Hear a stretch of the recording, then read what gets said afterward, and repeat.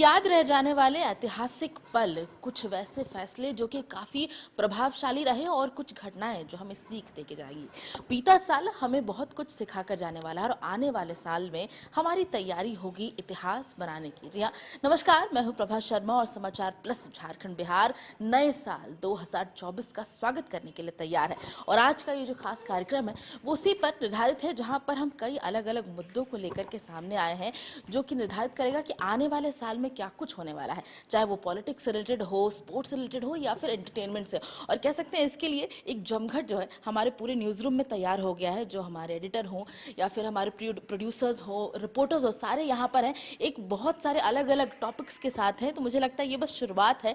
आपको बड़े ही गौर से सुनने के लिए बहुत ही दिलचस्प चीज़ें मिलेंगी जहाँ पर हम पॉलिटिक्स की भी बात करेंगे और कुछ वैसी भविष्यवाणियों के बारे में भी जानेंगे कि आखिर 2024 में क्या कुछ होने वाला है। सबसे पहले जो हमारे एडिटर इन चीफ है ब्रजेश रॉय जी, उनके पास आएंगे। सर, पॉलिटिक्स जो है बड़ा ही अहम रोल निभाता है पूरे देश और दुनिया में, इसलिए सबसे पहले आपके पास ही आऊंगी क्योंकि जो भी एक्सपर्ट्स हैं वो कह रहे हैं कि अब तक का इतिहास का कह सकते हैं सबसे बड़ा चुनावी साल 2024 में होगा। सिर्फ देश हमारे भारत में ही नहीं, 40 देश हैं जिसमें चुनाव होने वाले हैं, चाहे वो अमेरिका जैसा बड़ा देश हो या फिर हमारे जो पड़ोसी राज्य हैं बांग्लादेश या पाकिस्तान, वहाँ भी चुनाव होने वाले हैं। तो ये पूरा जो 2024 है कैसा रहेगा? प्रभा, बड़ी बात है। सबसे पहले तो आपके माध्यम से समाचार प्लस के अपने तमाम दर्शकों का स्वागत है। नए साल में सभी का अभिनंदन है। आप अपने परिवार के साथ, अपनों के साथ नया साल बहुत ही खुशहाल तरीके से बनाएं, स्वस्थ रहें और समृद्ध रहें। 2024 बहुत खास है। 2024 इसलिए खास है कि 2024 को महाचुनावी समर कहा जा सकता है। पूरे दुनिया में लगभग आधी आबादी चुनावी समीकरण में मशगूल नजर आएगी। 40 देशों में चुनाव होना है। अगर हम भारत की बात करें तो भारत में जो अभी केंद्र में सत्ता है, नरेंद्र मोदी के नेतृत्व में जो एनडीए गठबंधन की सरकार है, यहां पर ऐसा है कि प्रधानमंत्री मोदी क्या अपनी तीसरी पारी खेल पाएंगे या उन्हें कड़ी टक्कर इंडिया गठबंधन देने जा रही है। जो वर्तमान सियासत का जो समीकरण देख रहा है, जिस तरीके से इन 3 प्रदेशों के चुनाव में, जो 5 प्रदेशों में चुनाव हुए उसमें 3 प्रदेशों में भारतीय जनता पार्टी ने जिस तरीके से अपनी जीत का परचम दिखाया और लहराया, इसने भारतीय राजनीति को एक अलग दिशा और दशा देने का कार्य किया है। और नरेंद्र मोदी जो है पूरी दुनिया में मुझे लगता है काफी लोकप्रिय चेहरों में आते हैं, तो खास करके भारत में क्या कुछ होने वाला है उस पर सबकी नजर होगी। देखिए प्रभा, भारत में क्या कुछ होने वाला है, चूंकि भारत दुनिया के सर्वाधिक आबादी वाला देश है और अगर दुनिया की बात करें तो दुनिया में सबसे बड़े लोकतांत्रिक देश की तस्वीर के तौर पर भारत को जाना जाता है। नरेंद्र मोदी की जो स्ट्रेटेजी है, जो पॉलिसी है, उस पर सबकी निगाहें रहेंगी, लेकिन विपक्ष का जो कुनबा एकत्र हुआ है उसको भी हल्के में नहीं लिया जा सकता है। लेकिन 2024 जो है महाचुनावी साल कहा जा सकता है। और अगर दूसरे देशों की बात करें, खास करके 2 प्रमुख देशों की बात करें जिनसे रिश्ता काफी अच्छा है भारत का, अमेरिका और रूस, वहां पर भी चुनाव होने वाले हैं। देखिए, अमेरिका में जो चुनावी समर की तस्वीर दिखाई पड़ रही है, जो बाइडेन के मुकाबले में कौन आगे आएगा, ये देखने वाली बात होगी। और कहा भी जाता है कि अगर चुनाव होता है तो कुछ घंटे पहले जो उसकी हवा चलती है, जो बयार बहता है, वो सारे समीकरण को उलट पुलट कर दिया जाता है। रिपब्लिकन पार्टी वहां पर आती है, क्या तस्वीर सजती है वो अलग मैटर है। लेकिन इसके साथ ही प्रभाव, बड़ी बात यह है कि हमारे देश में झारखंड समेत लोकसभा के चुनाव झारखंड में है, साथ ही विधानसभा के 9 प्रदेश ऐसे हैं हमारे देश में जहां विधानसभा का चुनाव होना है। हमारे झारखंड में चुनाव होगा और बड़ी बात है कि दिल्ली, जो इस देश की केंद्र स्थली कही जाती है, भारतीय जनता पार्टी लाख भले दावा कर ले कि हम दुनिया की सबसे बड़े राजनीतिक पार्टी के तौर पर जाने जाते हैं, लेकिन अगर दिल्ली की बात की जाए, हमारे दिल्ली जो कहा जाता है हिंदुस्तान का दिल है, तो हिंदुस्तान के दिल में आम आदमी पार्टी, जो भारतीय लोकतांत्रिक ढांचे में एक अभिनव प्रयोग के साथ में आम आदमी पार्टी ने जन्म लिया और पॉलिटिकल स्ट्रेटेजी के तहत आम आदमी पार्टी ने जिस तरीके से दिल्ली पर बहुमत के साथ राज किया है, वो अपने आप में एक बड़ा सियासी तस्वीर और बताता जो है। सबसे हम कह रहे हैं दुनिया की सबसे बड़ी पार्टी है बीजेपी, उसके लिए भी दिल्ली अभी चुनौती है।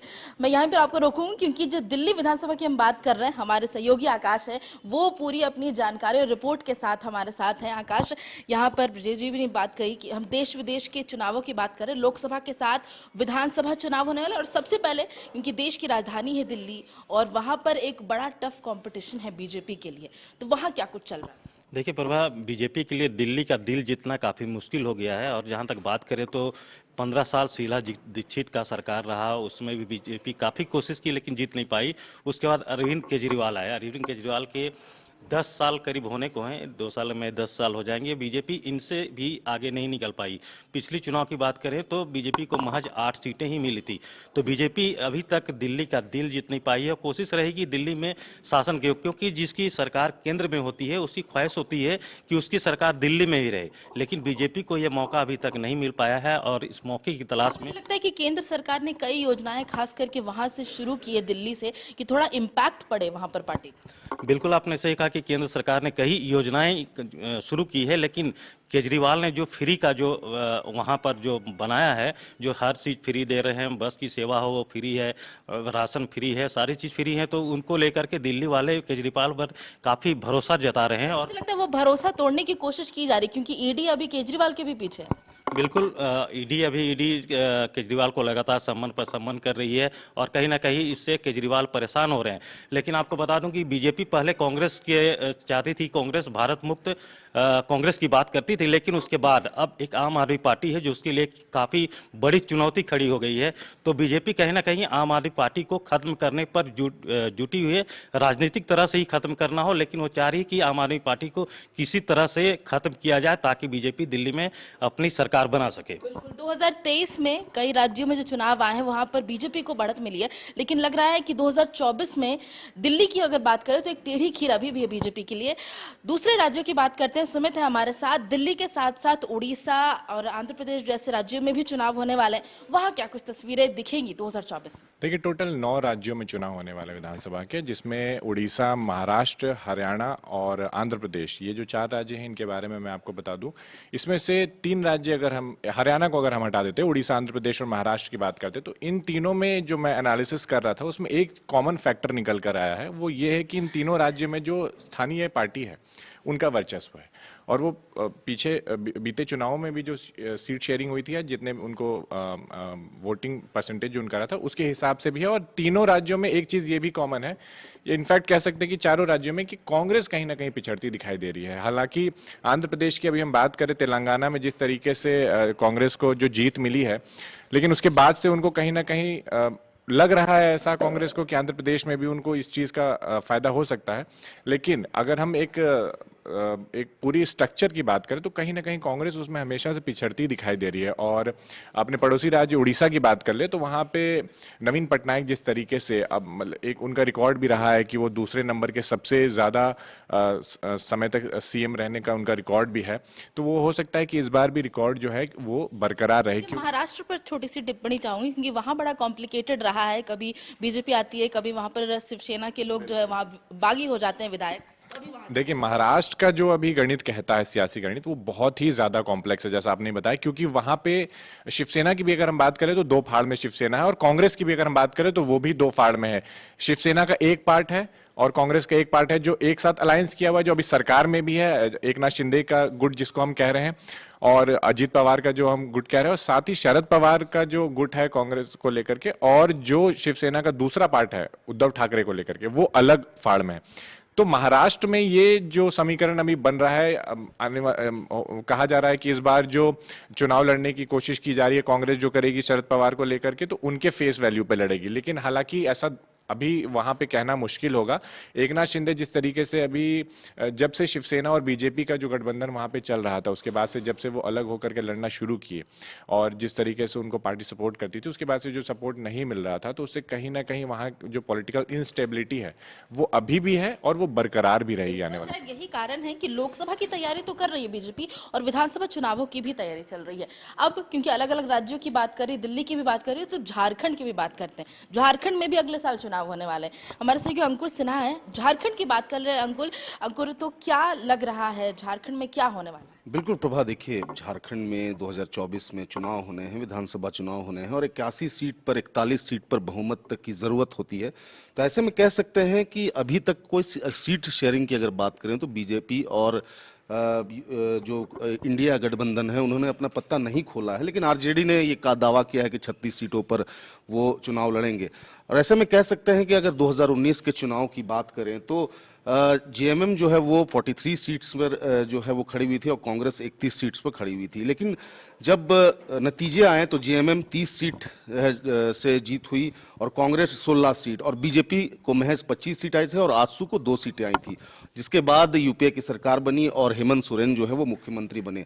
लेकिन अगर अभी के समीकरण की बात करें तो मुख्यमंत्री हेमंत सोरेन जो हैं अब चुनाव को लेकर रेस हो गए हैं।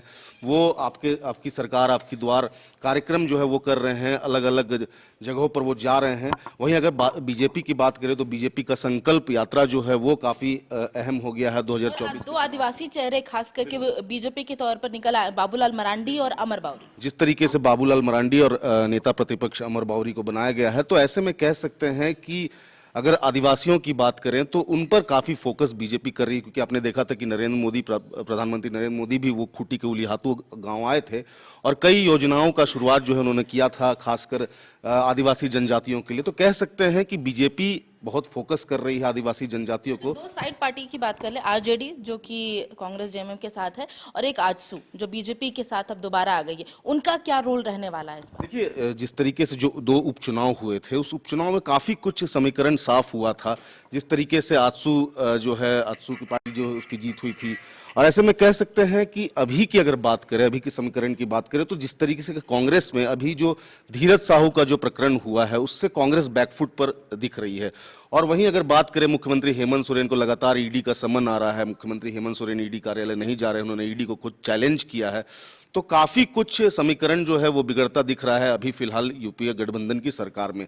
तो अभी कहना बहुत मुश्किल है क्योंकि सीट शेयरिंग की बात अभी तक नहीं खुली है, पत्ते अभी तक नहीं खुले हैं। जब तक सीट शेयरिंग के पत्ते नहीं खुलते हैं तब तक कुछ भी कहना जल्दबाजी होगा। जी, और राजनीतिक हवा है वो कभी भी बदल सकती है। और क्योंकि अब हम झारखंड में आ गए हैं तो झारखंड में एक बड़ा अहम मुद्दा रहा है नक्सलवाद और आतंकवाद। और खास करके झारखंड की बात करें तो अब बहुत कुछ किया जा रहा है। सूर्यकांत कमल हमारे साथ, हमारे सहयोगी। तो अगर झारखंड की बात कर ले तो नक्सलवाद को लेकर के, आतंकवाद को लेकर क्या ठोस कदम उठाए जा रहे हैं और लगता है कि 2024 में इससे कुछ बदलाव आए? देखिए प्रभा, नक्सलवाद और आतंकवाद दोनों अलग अलग चीज़ें हैं। नक्सलवाद जो है वो राष्ट्रीय समस्या है और जो आतंकवाद है वो अंतर्राष्ट्रीय समस्या है। इन दोनों मसलों पे जो विभिन्न राज्यों के पुलिस है, एटीएस है और उसके अलावा ईडी हो या एनआईए हो, अन्य जो राष्ट्रीय जांच एजेंसियां हैं वो लगातार एक्शन मोड में हैं, लगातार कार्रवाई कर रही है। चूँकि ज़्यादातर मामले ऐसे प्रकाश में आ रहे हैं कि जो नक्सली हैं या आतंकवादी संगठन से जुड़े लोग हैं वो कहीं ना कहीं आर्थिक रूप से मजबूत हो रहे हैं। तो पुलिस और राष्ट्रीय जांच एजेंसियां जो हैं वो उनके आर्थिक स्रोत पर करारा प्रहार कर रहे हैं और इसी का नतीजा है कि कहीं ना कहीं जो झारखंड की बात कर ले तो यहाँ से नक्सलियों का लगभग सफाया हो चुका है। कई नक्सली संगठन हालांकि अभी तक छिटपुट घटनाएं कारित कर रहे हैं, जिसे लेकर भी पुलिस लगातार एक्शन मोड में और लगातार उन पर कार्रवाई भी की जा रही है। प्रभा, और नए डीजीपी भी आए हैं झारखंड में, तो उनके आने के बाद लगता है कि कुछ और अहम कदम और कुछ रोल में बदलाव हुआ है? देखिए, निश्चित तौर पर नए डीजीपी का और चूंकि बड़े पैमाने पर नियुक्तियां भी हुई हैं पुलिस विभाग में और जो पैरामिलिट्री फोर्सेज हैं उसमें, और उनका डिप्टेशन भी हुआ है। तो इसका असर देखने को मिल रहा है। चूंकि ज़्यादातर जो ग्रामीण इलाके हैं वहाँ लगातार पुलिस जागरूकता अभियान चला रही है, लोगों से मिल रही है। पुलिस और पब्लिक का जो मैत्री संबंध है उसे सुधारने का लगातार प्रयास किया जा रहा है, इसका असर देखने को मिल रहा है। देखने को मिल रहा है और हम भी पॉजिटिवली इसे लेकर के चलेंगे कि 2024 में ये और भी ज़्यादा इम्पैक्टफुल होगा। अब जो दो नाम मैं लेने वाली हूँ बड़े इंटरेस्टिंग है, नोस्ट्राडेमस और बाबा वेंगा। इनकी भविष्यवाणी कभी कभी खतरनाक भी होती है और कभी अच्छी भी चीज़ें सामने आती है। थोड़ा जानकारी दर्शकों को दे। नोस्ट्राडेमस के बारे में कहा जाता है कि उन्होंने अपने मरने से पहले लगभग 6,500 भविष्यवाणियाँ की थी और मुझे लगता है कि आने वाले सालों में शायद 2024 के लिए भी कुछ होगा उनके पास। और बाबा वेंगा के बारे में तो रहता ही है। हमारे प्रोग्रामिंग हेड है प्रशांत सर। सर, बड़ा ही इंटरेस्टिंग टॉपिक है ये, जो भविष्यवाणियां की जाती है और दो ये जो नाम है इनके भविष्यवाणियों पर बड़ा विश्वास रहता है। तो 2024 के बारे में भी इन्होंने कुछ कहा है? देखिए प्रभा, जो ह्यूमन सेंटिमेंट्स है वो अक्सर हमें उत्सुक जगाता है कि हम अपने भविष्य के बारे में जानना चाहते हैं। और जब दुनिया की भविष्य की बात आती है तो नोस्ट्राडामस घराना और बाबा वेंगा का जो इन्होंने जो सालों का भविष्यवाणी करके रखा है वो इस साल भी बाहर आया है। और जो भविष्यवाणी करते हैं ये कुछ इसमें से हकीकत के रूप में सामने आते हैं। तो 2024 के लिए कुछ बेहद ही रोचक भविष्यवाणी की गई है। ऐसा भी कहा गया है कि एक बहुत बड़े राजनेता की हत्या भी होने वाली है और विश्व में आर्थिक संकट भी दिखेगा, ये भी बोला गया है। जैविक हथियार का उपयोग भी शुरू होगा, ये भी बोला गया है। नोस्ट्राडामस के घरानों से ये भी बात आई है कि जैविक हथियार का किसी न किसी देश के द्वारा उपयोग किया जाएगा। लेकिन सबसे जो रोचक भविष्यवाणी की गई है वह आर्टिफिशियल इंटेलिजेंस को लेकर गई है। आर्टिफिशियल इंटेलिजेंस पिछले कुछ सालों में काफ़ी प्रचलन में देखा गया है, लेकिन अब इसका नेगेटिव इम्पैक्ट चाइना और अमेरिका के द्वारा किए जाने की सूचना है, जिससे हमारी जो प्राइवेसी है, हमारी जो गोपनीयता है वो अब सार्वजनिक हो जाएगी। तो ये एक बहुत बड़ा फैक्टर आज से सालों पहले इस भविष्यवाणी को की गई कि आर्टिफिशियल इंटेलिजेंस को किस तरह से अब बेटर यूज़ की तरफ अब इसकी नेगेटिव उपयोगिता भी सामने आएगी। इसके अलावा कोई बड़ी बीमारी एक बार फिर शायद से हम लोग को कोरोना के बाद शायद से एक कोई अल्जाइमर या फिर कोई इस तरह की बीमारी अब ज़्यादा लोगों तक पहुंचेगी, ये भी भविष्यवाणी की है। लेकिन मैं एक बार फिर बता देना चाहता हूँ, ये भविष्यवाणी वेंगा बाबा के घराने और नोस्ट्राडामस के घराने के द्वारा की गई है और ये सिर्फ भविष्यवाणी है। समाचार प्लस इसकी पुष्टि कहीं नहीं करता है, ये बस आप इसको खबर की तरह ले और उम्मीद करें कि इसमें से ज़्यादा से ज़्यादा भविष्यवाणी बस भविष्यवाणी की तरह ही रहे। क्योंकि बहुत सारी भविष्यवाणी, चाहे वो कोरोना को लेकर की हो या फिर रूस के राष्ट्रपति पुतिन को लेकर हो, वो की गई है और कहीं ना कहीं साबित हुई। क्योंकि 2023 को लेकर भी कई डरावनी भविष्यवाणियां की गई थी, वो भी हुई हैं। अब अगर भारत की बात करें, दोबारा हमारे सहयोगी अंजनी है हमारे साथ। तो अंजनी, प्रधानमंत्री के द्वारा एक परियोजना की शुरुआत की जा रही है, भारतमाला, जो कि 2024 में उसका असर देखने को मिलेगा। राष्ट्रीय राजमार्ग से वो जुड़ा हुआ है, क्या कुछ होगा इसमें? देखिए, ये मतलब मोदी सरकार की एक बड़ी योजना है। ये लगभग ये बताया जाता है कि लगभग 26,000 किलोमीटर जो सड़कें हैं उसका निर्माण पूरे भारत में करना है। मतलब भारतमाला जो नाम है उससे ये समझना होगा, जिस तरह से माला लोग पहनते हैं तो वो पूरा एक कनेक्ट होता है। तो पूरे भारत को, पूरब का इलाका हो, पश्चिम का इलाका हो, दक्षिण का इलाका हो, उत्तर का इलाका हो, तो पूरे भारत में रोड की जो कनेक्टिविटी है वो राष्ट्रीय राजमार्ग हो या एक्सप्रेसवे हो, इन चीज़ों से जोड़ना है। और इसका मुख्य मकसद ये है कि कम समय में आप कहीं गंतव्य स्थान पे पहुंचना है तो वो एक बड़ा माध्यम है। लेकिन भारतमाला योजना के पीछे आप देखेंगे तो एक आर्थिक गलियारे की बात है, पर्यटन टूरिज्म की बात है, और इसके साथ साथ ये भारत के चारों दिशा को कनेक्ट तो करता ही है। लेकिन इसमें आप देखेंगे कि बांग्लादेश, भूटान, नेपाल, म्यांमार और थाईलैंड, इससे भी भारत से कनेक्ट करना है। तो एक बड़ी योजना है। उम्मीद की जा रही थी कि 2023 में ये पूरा होगा, लेकिन अब लगता है कि इसे पूरा होने में 2026 का वक्त लगेगा। और इसमें लगभग 10 लाख करोड़ की एक बड़ी योजना है। और पूरे भारत में आप देखेंगे तो 500 जो जिले हैं उससे कनेक्ट होना है, लेकिन अभी तक मात्र 300 जो जिले हैं उससे कनेक्टिविटी हुई है। देखिए, सड़कों का निर्माण भारत में पहले भी हुआ है।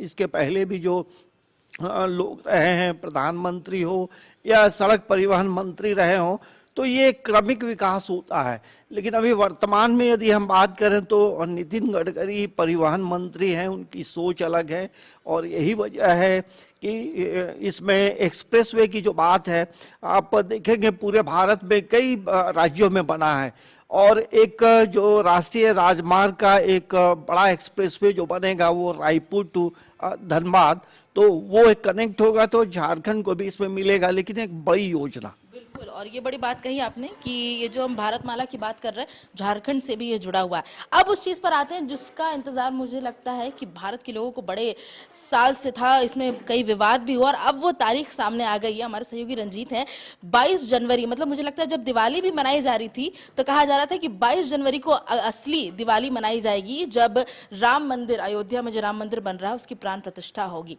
2024 इस नजरिए से बड़ा खास है। निश्चित तौर पर 2024 का लोकसभा चुनाव को मद्देनजर देखें या ये राम मंदिर को लेकर देखें तो ऐतिहासिक रहेगा, क्योंकि लंबे अरसे से लोगों को इंतजार था कि रामलला का प्रतिष्ठापन होगा और 100 करोड़ जनता के लिए काफ़ी उत्सुक का विषय है, क्योंकि 100 करोड़ जनता को इंतजार है कि कल जल्द से जल्द जो है रामलला का प्रतिष्ठापन हो और 22 जनवरी को रामलला का स्थापन होगा, जिसमें प्रधानमंत्री नरेंद्र मोदी सहित तकरीबन 8,000 देश विदेश के जो मेहमान हैं वो भी मौजूद रहेंगे।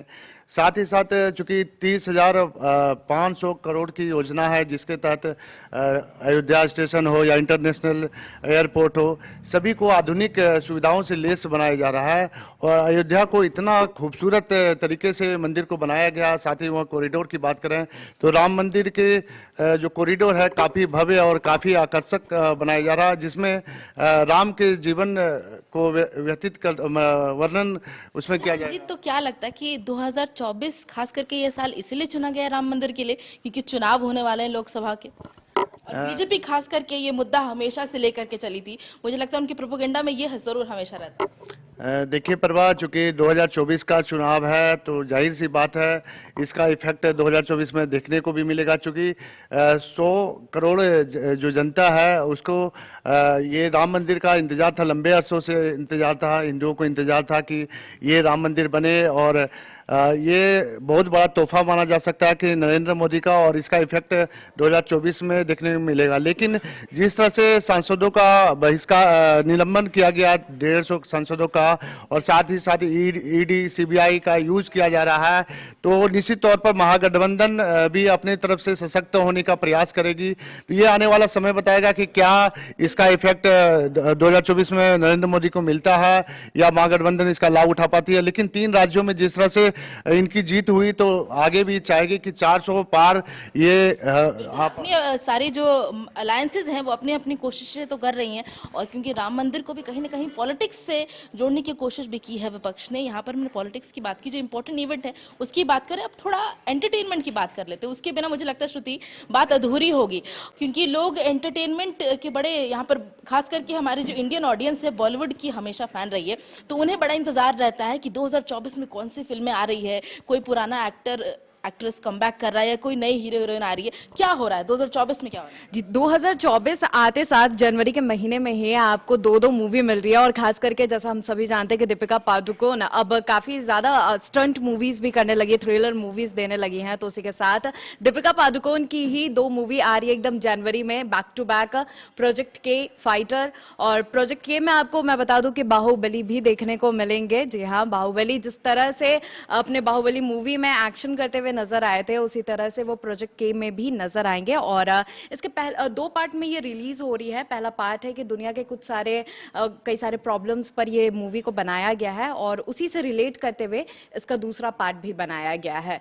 तो दीपिका पादुकोण, और मुझे लगता है कि इस बार अक्षय कुमार, जिन्हें कहा जाता है ऑलरेडी कि वो कई सारी मूवीज कर लेते हैं 1 साल में, तो इस बार मुझे लगता है कि दीपिका पादुकोण और अक्षय कुमार के बीच में अच्छी खासी टक्कर देखने को मिलेगी, क्योंकि दीपिका पादुकोण एक प्रोजेक्ट के में आ रही है, फाइटर में आ रही है, साथ ही साथ सिंघम अगेन। मैं बता दूं कि जो सिंघम आ चुका था, काफी धाकड़ मूवी रही थी, अजय, बड़ा फैन बेस है सिंघम का, और उसी में आपको दीपिका पादुकोण भी सिंघम अगेन में देखने को मिल सकती है। और उसी के साथ मैं बात करूं जो हेरा फेरी 3 है, जो काफी ज्यादा क्रेज देखने को मिला था। हालांकि हेरा फेरी 3 के कास्ट में हमने देखा था कि काफी अटकलें लगाई जा रही थी कि कार्तिक आर्यन को लिया जाएगा या फिर नहीं लिया जाएगा, क्योंकि पब्लिक डिमांड था कि अक्षय कुमार का रोल जो दिया गया था उनको, उनसे बेटर कोई नहीं कर सकता है। तो वही जो अक्षय कुमार अपने उस नॉटी किरदार में वापस से आपको देखने को मिल सकती, क्योंकि काफी विवाद रहा था कि आएंगे कि नहीं आएंगे, बजट को लेकर के भी काफी सारे इश्यूज थे। तो अब ये चीज हो चुका है क्लियर कि जितने पुराने थे आपको 3 देखने को मिले थे, वही 3 इस बार भी आपको हेरा फेरी 3 में देखने को मिलेंगे। तो अक्षय कुमार की बड़ी मूवी आने वाली है हेरा फेरी 3। वहीं बात करें बड़े मियाँ छोटे मियाँ, जो कि आपको एपिक जो गोविंदा और अमिताभ बच्चन की है। बिल्कुल बिल्कुल अमिताभ बच्चन और गोविंदा की जो 1998 में रिलीज हुई थी और एक अलग ही स्टारडम बना दिया था उस फिल्म ने। और उसी के बाद अब आपको ये अक्षय कुमार और टाइगर श्रॉफ की मूवी दिखने वाली है, जिसमें आपको मानुसी चिल्लर भी दिखने को मिलेंगी। तो ये सारी मूवीज अभी अपकमिंग हैं, जो कि मुझे लगता है कि इस बार 2024 में तहलका मचाएंगे। और साथ ही साथ मैं बता दूं कि जो मिस्टर परफेक्शनिस्ट के नाम से जाने जाते हैं आमिर खान, उनका भी एक मूवी आ रहा है मोगुल जिसका नाम है। और ये गुलशन कुमार के ऊपर मतलब मुझे बायोग्राफी ये करके रिलेट करते हुए बनाया गया है इसको, और जो कि टी सीरीज के संस्थापक भी हैं। तो मुझे लगता है कि आमिर खान को जो टैगलाइन दिया गया है वो उसे बखूबी निभाते हुए, क्योंकि आमिर खान की मूवी के लिए बड़ा इंतजार करना पड़ता है, वो लंबा रिसर्च करते हैं फिर मूवी आती है। बहुत सारी चीजें मुझे लगता है कि फैन जो फिल्मों के फैन हैं उनके लिए बहुत कुछ है 2024 में।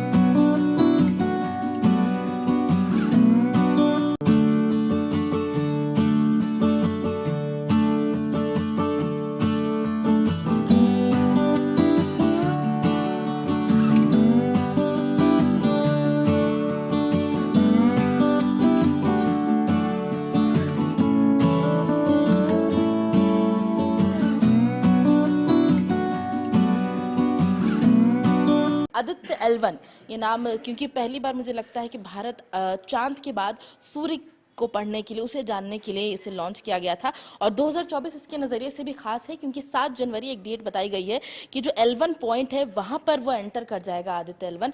तो उसको लेकर क्या कुछ अपडेट बताई जा रही है कि अपने सही समय पर जो है आदित्य L1 वहाँ पहुँच जाएगा, 2024 में कुछ कामयाबी मिलेगी, जो भारत है सूर्य को और नज़दीक से देख पाएगा।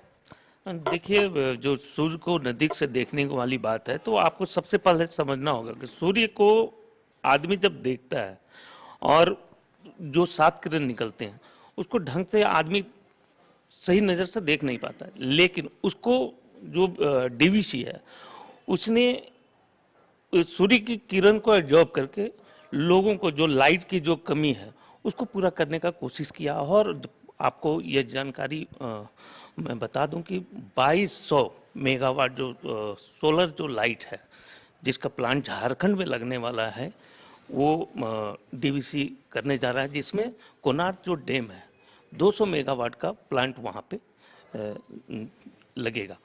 दूसरी बात आपको यह भी बता दूं कि जो हाइडल डीवीसी का ही जो इलाका है जिसमें लुगुबुरु जो घंटावारी आदिवासियों का जो मूल आस्था का जो केंद्र है उसमें 1500 मेगावाट जो लगना था प्लांट, हाइडल प्लांट, तो उस पर अभी तो ग्रहण नज़र आ रहा है। लेकिन आने वाले समय में बोकारो एक इलेक्ट्रिसिटी का हब भी बनने जाएगा, जिस तरह स्टील हब है, क्योंकि एशिया महाद्वीप का सबसे बड़ा फैक्ट्री जो कहा जाता है बोकारो में है, बोकारो स्टील फैक्ट्री के नाम से जाना जाता है। उस तरह आने वाले समय में 2700 मेगावाट बोकारो जो सौर ऊर्जा से क्षमता और कोकिंग और अन्य जो डीवीसी की जो इकाई हैं जिससे विद्युत तैयार किया जा सकता है वो जो कर रहे हैं वो आने वाले समय में 2700 मेगावाट जो, और इस पे खासकर केंद्र सरकार और राज्य सरकार इसमें 50,000 लाख करोड़ रुपए से ज़्यादा खर्चा करके आने वाले समय में विद्युत हब बनाएंगे। बिल्कुल, मतलब कि आने वाले साल में बहुत कुछ बड़ा देखने को मिलेगा, क्योंकि हम उपलब्धियों की भी बात कर रहे हैं तो कहा जा रहा है कि 2024 में शायद देश को पहला बुलेट ट्रेन मिल जाएगा। सहयोगी इंद्रजीत सिंह है हमारे साथ। अगर बुलेट ट्रेन की बात करें इंद्रजीत, तो मुझे याद है लगभग 2017 में ही बात की गई थी, हाई स्पीड कॉरिडोर का शिलान्यास हुआ था। उसके बाद कहा गया कि 2022 तक शायद बुलेट ट्रेन आ जाएगी, फिर कहा जा रहा है कि शायद 2024 2026 कब आएगी बुलेट ट्रेन भारत में? आप बता दें कि जैसे हम बुलेट ट्रेन की बात करते हैं तो भारत जो है विकसित विकासशील देशों की ओर अपना कदम रखता दिखाई पड़ने लगता है। जैसा कि मोदी जी का भी ये नारा है कि 2047 में इसे विकसित देश बनाना है। तो ऐसी बुलेट ट्रेन की जो बड़ी परियोजना है 2021 अगस्त में रखी गई इसकी नींव, और अब बताई जा रही है कि 26 में अगस्त के आसपास इसका पहला ट्रायल होगा, जो गुजरात से मुंबई तक ट्रेन चलेगी। गुजरात से स्टेशनें बनेगी और मुंबई में भी 4 स्टेशनें बननी है। मगर ये सबसे बड़ी बात है कि इतनी बड़ी परियोजना, इतना बड़ा सोच, जापान की टेक्नोलॉजी और जापान के जो कारीगर है, वहाँ के जो लोग हैं, वो यहाँ पर जो ट्रैक बनाना है, हाईटेक स्टेशन बनाने हैं, उसमें कार्यरत है। भारत के कई बड़े टेक्निकल से लोग हैं वो लगे हुए हैं, भारत सरकार की पूरी ताकत लगी हुई है। कारण कि मोदी जी का ये बड़ी परियोजना है, ये बड़ा ये करने जा रहे हैं कि आखिर भारत जैसे देश में जहाँ रेल छुक छुक करके धीरे धीरे दौड़ती थी, वहाँ जापान की तरफ बुलेट ट्रेन भी दौड़े और भारत एक दिन आगे बढ़े। तो इसी सोच के साथ ये केंद्र सरकार जो है बुलेट ट्रेन को एक नया रूप देने जा रही है। शायद 26 में स्टार्ट हो जाए, मगर एक बात साफ है कि हो ना हो सरकार कोई भी हो केंद्र में, जो बातें कहती है शायद 100% उसे ना निभा पाए, मगर कुछ तो करती है। कारण कि मोदी गवर्नमेंट 15 लाख का वादा की थी, फेल हो गई। और अब जब बुलेट ट्रेन की बात हो रही है तो कुछ दिखाई पड़ रहा है धरातल पे। स्टेशनें बन रही हैं, ट्रैक बिछाए जा रहे हैं, हाईटेक स्टेशन बनाए जा रहे हैं, और एक दावा किया जा रहा है कि 2026 तक अगस्त में इसको स्टार्ट भी कर लिया जाएगा। लेकिन देखने वाली बात है कि 26 में स्टार्ट होगा कि आगे बढ़ेगा। बिल्कुल, क्योंकि अभी 2 बार इसे टाला जा चुका है।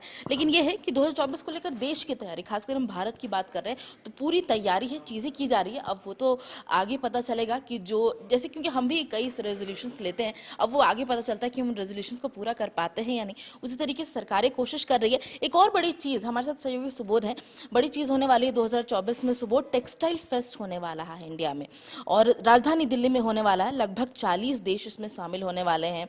एक्सपोर्ट से लेकर के हर चीज़ प्रोडक्शन को लेकर उसमें शामिल किया गया है। कितना महत्वपूर्ण होगा ये देश के लिए? देखिए, जैसा कि हम जानते हैं कि रोटी, कपड़ा और मकान एक आम आदमी से लेकर हायर क्लास के लोगों के लिए चाहिए ही चाहिए।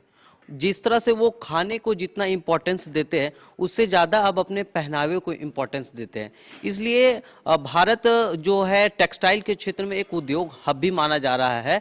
यह जो टेक्सटाइल का जो क्रांति चलेगा, और यहाँ पर जो 40 देशों का प्रदर्शनी, 1000 प्रदर्शनी लगेगा, वह दिल्ली में 26 फरवरी से लेकर 29 फरवरी तक चलेगा, जहाँ पर 40 देश के प्रदर्शनी लगाए जाएंगे। इसका खास मकसद यह है कि भारत सरकार टेक्सटाइल की दुनिया में एक क्रांति लाना चाहता है, और भारत के कपड़े हैं, खासकर जैसे झारखंड है, बिहार है, उत्तर प्रदेश है, उड़ीसा है, 28 राज्य हैं और केंद्र शासित प्रदेश हैं, तो वो अलग अलग तरीके के कपड़े और परिधान जो ट्रेडिशनल है उसका निर्माण करते हैं, और कहीं ना कहीं वो वही जगह तक सीमित रह जाता है। तो उन्हें विश्व स्तर पर, जो वैश्विक स्तर है, जिसे नवाचार तरीके से प्रदर्शित कर विश्व में उसको ले जाने की एक मुकम्मल कोशिश की जा रही है। इसके लिए प्रदर्शनी लगाई जा रही है, और इसमें जो भारत सरकार का प्रयास है, क्योंकि इस कपड़ा को लघु एवं कुटीर उद्योग से लेकर के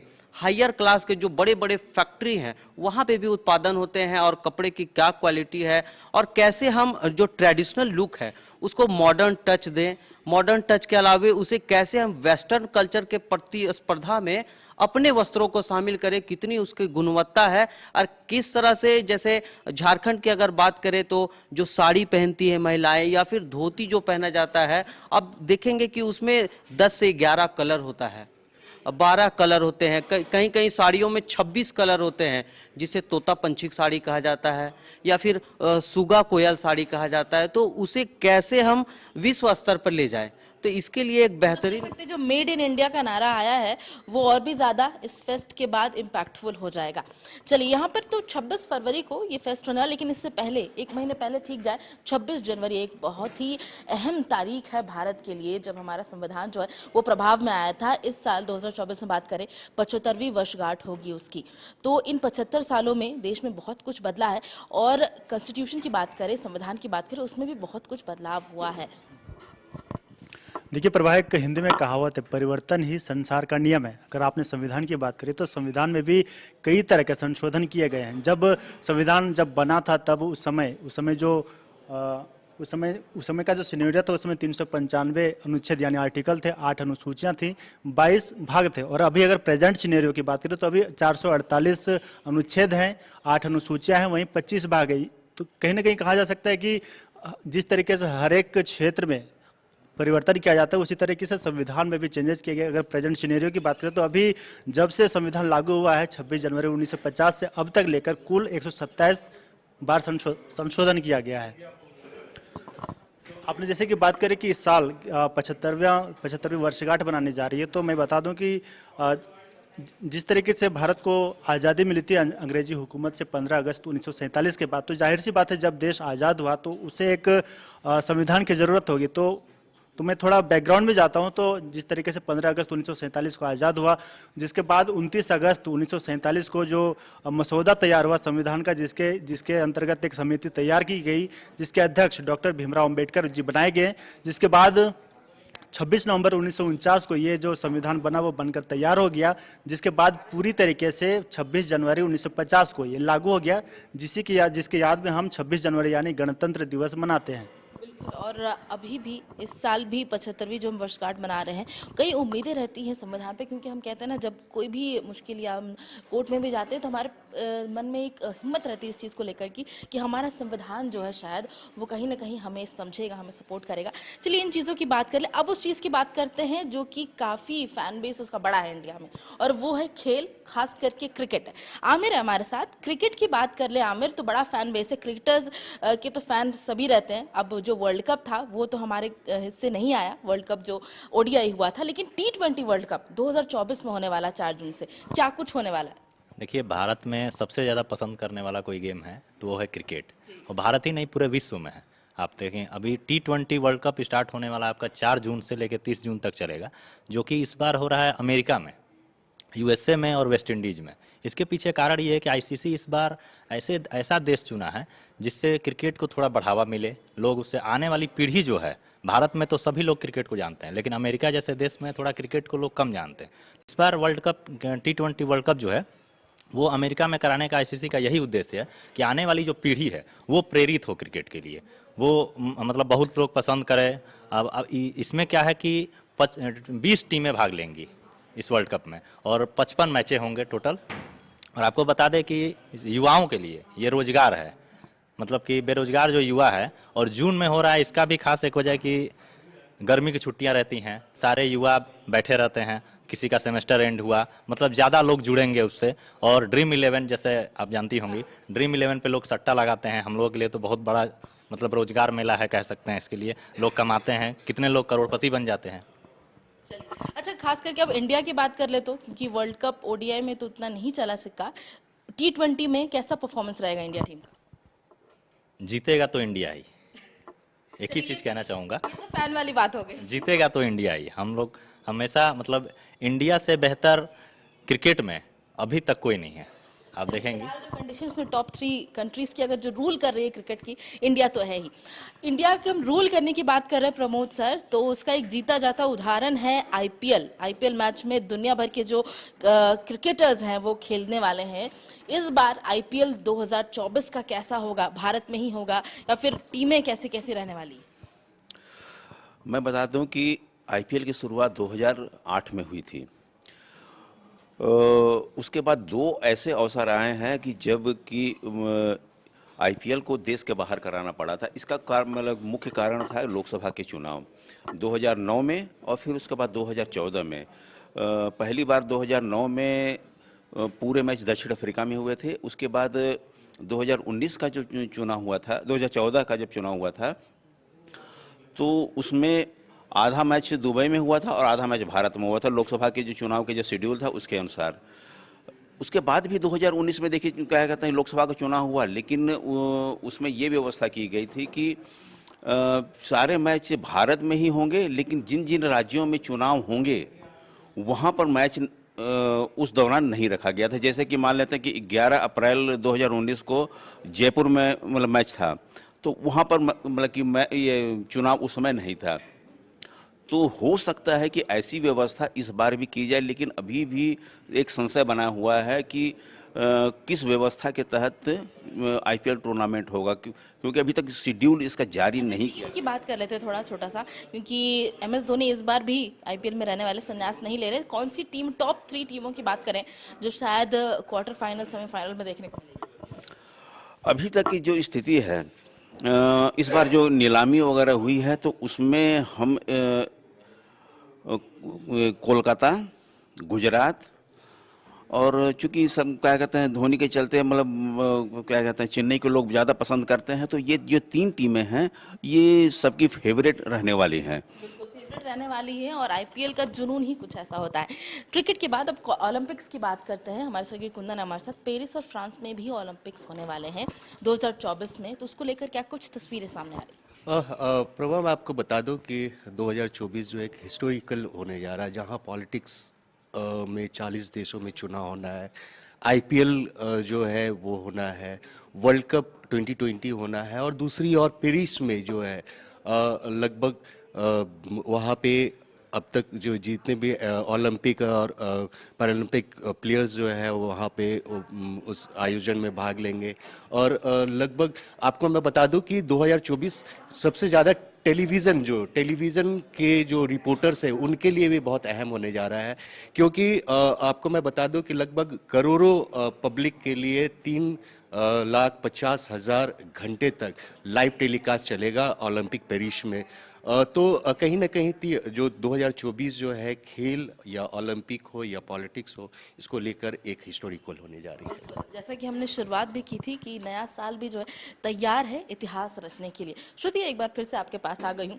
अभी तो आपने हमें डेटा दे दिया कि कौन कौन से बड़े सितारे धमाका करने आ रहे हैं, दीपिका पादुकोण हो, अक्षय कुमार हो, लेकिन अब बड़ा एक नया ट्रेंड 2023 के एंड से ही शुरू हो गया स्टार किड्स का। वो द आर्चीज हो या फिर दूसरी मूवी हो, जितने भी फिल्म लवर हैं वो स्टार किड्स को देखने के लिए भी काफी बेसब्र हो रहे हैं, इंतजार कर रहे हैं। तो 2024 में भी कुछ ऐसी मूवी आ रही है? जी बिल्कुल। देखिए, स्टार किड्स को लेकर के एक ऐसा रहता है कि प्रोड्यूसर्स और डायरेक्टर्स का भी कि उनको लेने पर उनका अपना एक फैन बना हुआ रहता है, उसके लिए डायरेक्टर को मतलब ऑडियंस ढूंढने की ज़रूरत नहीं पड़ती है। तो एक ये भी रीज़न होता है स्टार किड्स को लेने का। और साथ ही मैं बता दूं कि शनाया कपूर और उसके साथ ही रवीना टंडन की बेटी वो उनका भी कमबैक होने वाला है, राशा थडानी, जो कि एक अपनी मूवी के साथ आने वाली हैं। शनाया कपूर के बारे में बात करूँ तो वृषाभा उनकी एक मूवी आने वाली है। शनाया कपूर संजय कपूर की। जी बिल्कुल। तो शनाया कपूर का अभी एक मूवी आने वाला है और उसके साथ ही रवीना टंडन की बेटी राशा थडानी जो अभी मूवी में अपना डेब्यू कर सकती हैं। और उसके साथ ही मैं बात करूँ स्टार किड्स की तो आर्यन खान जो कि शाहरुख खान के मतलब उनको बोला जाता है एकदम कट टू कट कॉपी है, तो बहुत सारे दर्शक उम्मीद कर रहे थे कि वो मूवी में अपना डेब्यू करें, लेकिन अभी जो जानकारी मिल रही है उसके हिसाब से वो एज अ डायरेक्टर बॉलीवुड में एंट्री ले सकते हैं। और वहीं बाबुल खान की बात करूँ तो जिस तरह से वो उनके पिताजी ने पूरे बॉलीवुड में अपना एक बना करके रखा था रुतबा, उसी के हिसाब से बाबुल खान का भी हमने देखा, जिस काला मूवी आया, अभी द रेलवे मैन सीरीज आया।